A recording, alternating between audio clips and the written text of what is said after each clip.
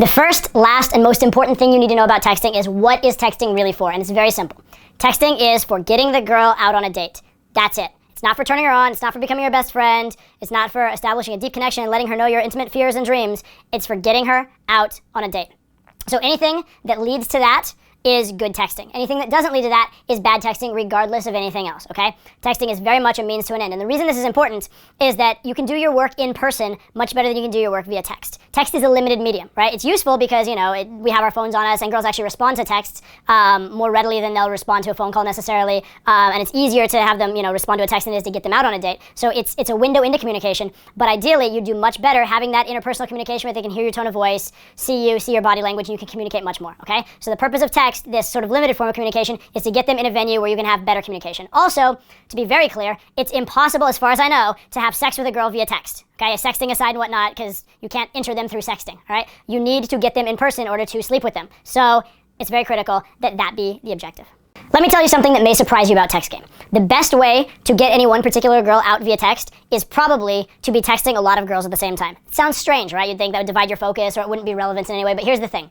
Almost everything you do in text game that comes off as needy or try hard is going to be very, very unattractive to the girl. Almost anything you do in text game that conveys that you have abundance, that you're busy living your own life and barely even have time to text the girl, that you have other girls in your life, that you have a fun life going on, any of that kind of stuff is going to be massively, massively attractive. So if you have one girl in your phone that you're texting, whenever she texts, you're going to notice it, you're going to be on top of it, you're going to be very focused, and you're going to text back right away. You might text a little bit too long, too invested, that kind of stuff. Whereas if you have a whole bunch of girls you're texting, you may even kind of forget about any one particular one, and in a way that's actually good, okay? That's simulating high-value male behavior. And to be fair, that's probably how she is when she's texting you back, because any attractive girl is getting hit up by lots and lots of guys as is, okay? So one of the best things you can possibly do is to have that abundance and not care too much about any one particular text conversation, because again, anything that's needy is low value, anything that's non-needy is high value. The other great reason to be texting lots and lots of girls actually as well is that if you happen to, at a particular point in your life, send out a text that works really well as like a mass text or a general text, which we'll talk about later, if it works really well with one girl, it'll probably work really well with a lot of girls. So having a lot of girls on your phone and having a variety of conversations will just give you a lot more to text and a lot more ideas for any particular conversation. Finally, by having lots and lots of girls on your phone, you're going to get a lot of practice very quickly, and practice makes perfect. Okay, so one of the single best things you can do for your text game is get lots of numbers, follow up with them hard, and just keep following up, both to get lots of girls out and to have that abundance, but also as a learning experience. Most of the biggest mistakes I see guys make in text game over and over again have to do with a lack of patience. Guys got the number, they figure the girl likes them, they know they like the girl, so like, why don't I just get to the point and get the girl out on a date? And that would make a lot of sense if girls were the same as guys. Because as guys, we know we like the girl, we like her mostly for physical qualities, we know we want to have sex with her, and we're like, okay, let's just get to the point, let's get her out, right? Girls aren't like that. Girls need not only value or attraction, but they need some level of comfort and assurance, right? They need to know that you're not weird, you're not creepy, you're not a stalker, nothing bad is going to happen to them, that kind of stuff. And they want to feel a connection. So for guys, attraction is like an on and off switch, like on or off, right? For girls, it's like a dimmer switch, like that switch that you turn and the lights gradually go up or go down.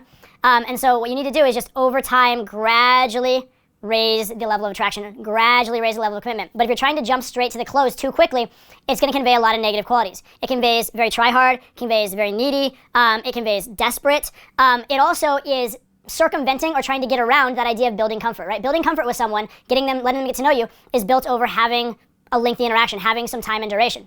So if you don't give the girl time to experience you, or if you seem to be rushing or pushing the girl, she's going to wonder why you're so pushy. Do you not enjoy the interaction with her? Do you not have anything else going on in your life? Etc., etc., etc., right? So you want to avoid being needy and desperate. Now, how this manifests, which we'll talk about in great depth as we get to specific texting and all that, but how this manifests is a lot of guys, instead of going through like 2 or 3 texts in order to get to a particular point and enjoying the texting process and having some like personality conveyed throughout, they just want to cut straight to the chase and ask the girl out with like the first text. Or the first time the girl's at all positive, they try and say, let's go grab a drink at 7 o'clock on Tuesday. It's too much, too fast. It should be a gradual build. It should be developing and displaying your personality and kind of getting to know the girl and letting her get to know you through the text. Now remember, the primary idea is to get her out on a date, but a lot of times the fastest way to get her on a date is actually to go slow, right? If you go too fast and hear the word no, that's the thing that's going to slow you down the most. It's much better to go 3 texts to ask her out and hear yes, yes, yes, than it is to go 1 text to ask her out, hear no, and have the conversation go dead, or go all the way back to the start, all right? So that's your goal, is be patient enough that you're hearing yeses rather than nos. All right, let's talk about entitlement. For those of you who don't know, entitlement means how much you believe you deserve the girl.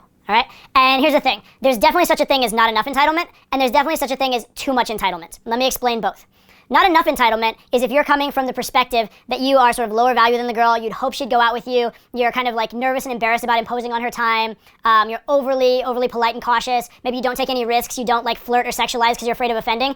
That's not enough entitlement, okay? That's where you're muting yourself or not being your fullest self or not going after what you want because you don't feel you deserve the girl. If you're in that position of no entitlement, you probably will not get very many girls. If anything, you're gonna have these like friendly back and forth conversations that go nowhere, or maybe you're just gonna come off very needy and the girl's not even gonna like you at all.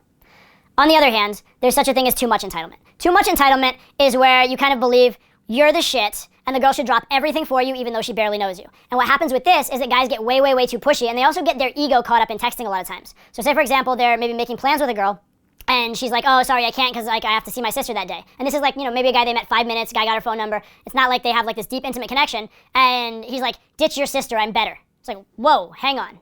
Some guy I met 5 minutes versus my sister I've known my entire life and who I love as family, and he's telling me like, ditch your sister, I'm better. Like, okay, I appreciate the confidence, but like, come on, that's a little unrealistic. You need to understand that no matter how cool you are, you're only as cool in her eyes as you've actually demonstrated to her, right? So she doesn't really owe you anything. Right? The idea is you're offering her this great experience of you, and she's potentially offering you this great experience of her. But neither one of you owe anything to the other one. She doesn't owe you anything, and by the way, you don't owe her anything either. If she starts being weird, you're totally free to cut off the text as well. Okay, so nobody owes each other anything. So don't feel that you're entitled to the level where it's like, they must respond to me, they must go out with me, they must prioritize me over everything in their life, even though I barely know them. Look, when you've been dating the girl for 6 months, you can ask her to prioritize you. When you've talked to her for 5 minutes and got her number, you're not a priority yet. You need to just have a great interaction, and instead of like obligating her to want to see you, make it seem so much fun and so cool to see you that she desires to see you, all right? So work on like changing her attitude and her mood rather than imposing rules and restrictions and getting all caught up in it. The other thing that happens with guys that are too entitled is when they get a no or get a rejection, they get very angry about it, they get very egoic about it, and a lot of times what that ends up with is them sending like angry texts to the girl that just completely ruin things, all right? So those are the two things. One is not enough entitlement, which is like, I don't believe I deserve the girl, I don't push things forward, I don't take risks, and it never goes anywhere. The other is too much entitlement, where I just expect her to like love me and drop everything for me and make a plan with me on the first text, etc. And that's too much. What you want is that nice range in the middle where it's like, I'm amazing, we're great together, and it's actually assured that sooner or later we're gonna hang out. You should have that like deep belief that sooner or later you're gonna text back and forth, and there will come a time when both of you are free and you'll hang out, right? Or you'll text back and forth, and she'll like you so much eventually that even if she's not free, she'll then become free for you. But you shouldn't believe that off the first text, off the like a 5-minute interaction, she likes you so much she'll drop everything.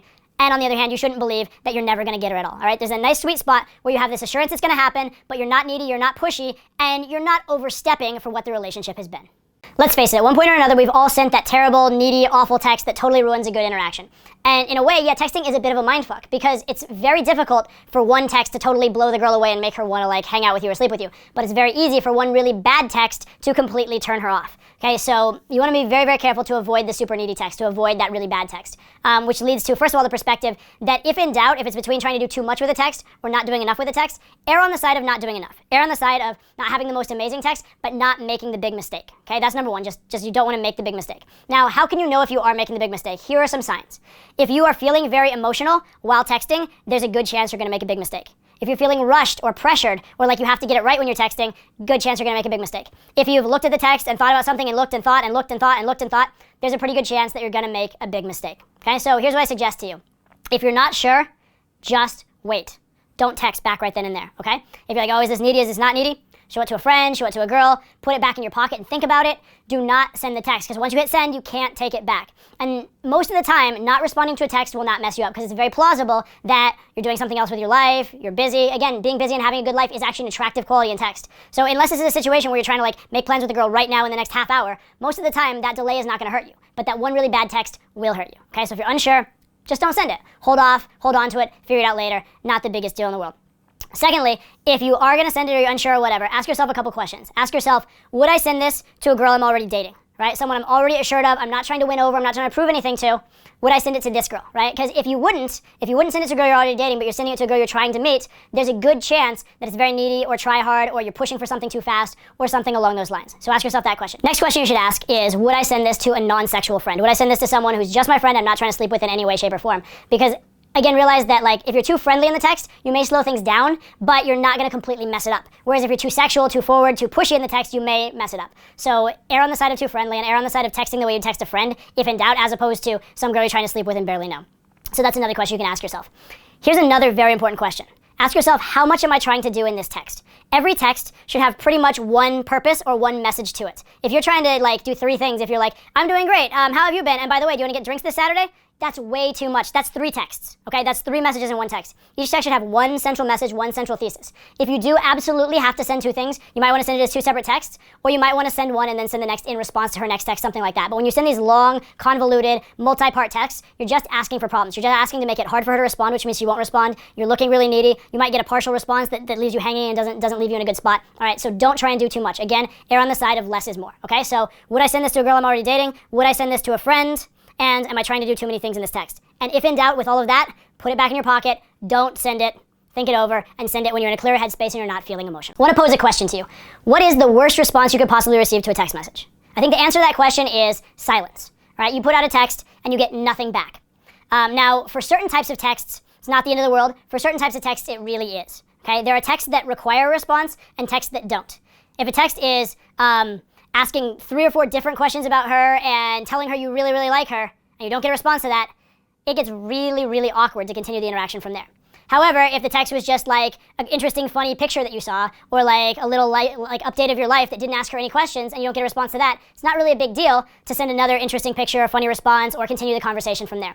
So what I'm getting at here is that good text, especially text early on in the interaction when there's not a lot of back and forth and there's not a lot of assurance that she's very bought in, good text at that point should not require a response. They should be what I call value offering, right? They should be just like putting value out there, putting some fun, interesting comments, showing a little bit of your personality, making statements rather than asking questions for the most part, right? It should not require a response. So a good criteria to ask yourself if you're unsure of a text to send is, if I text this and I don't get a response, am I killing the conversation?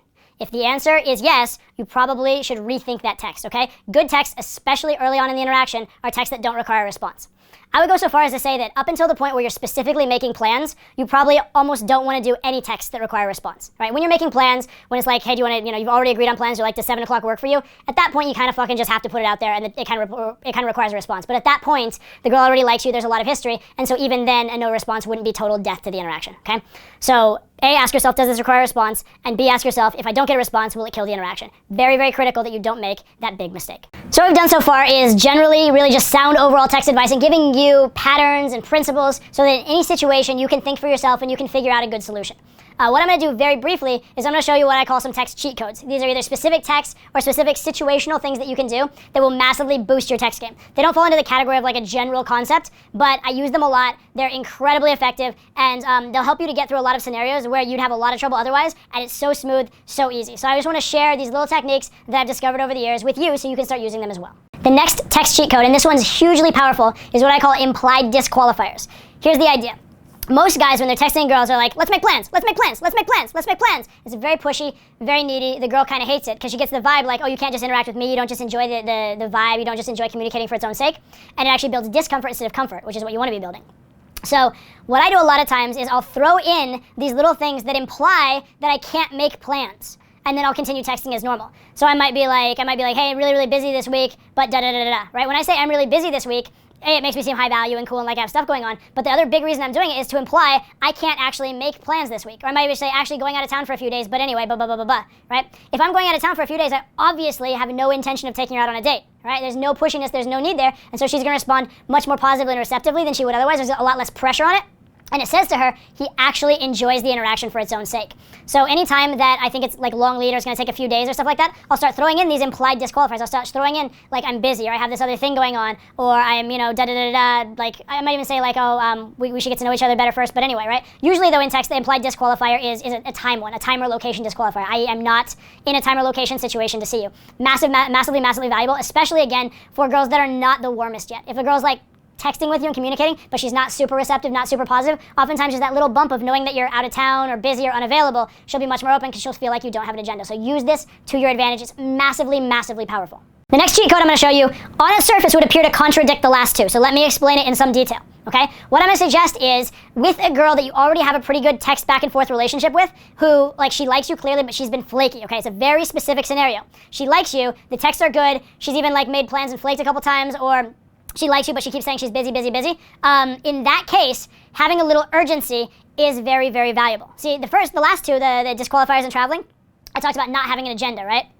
Here it's not about an agenda so much because you've already kind of agreed with her that you like each other. But here it's a case of she likes you, but you're just very available. You're just very available. It's like, say for example, I like steak, right? But I don't feel like I necessarily have to have a steak tonight. However, if you told me that tonight is the last night of my entire life on earth I'll be able to have steak, damn well I'd have steak, right? I would 100% have steak and I'd miss it then for the rest of my life, right? So I like steak, but if there's no urgency, I won't necessarily get a steak, right? Same thing. She likes you, she's having a good vibe, but you live in the same town, she lives in the same town, you've been texting for maybe quite a while, even weeks or months. She's not like afraid that she's gonna lose you or that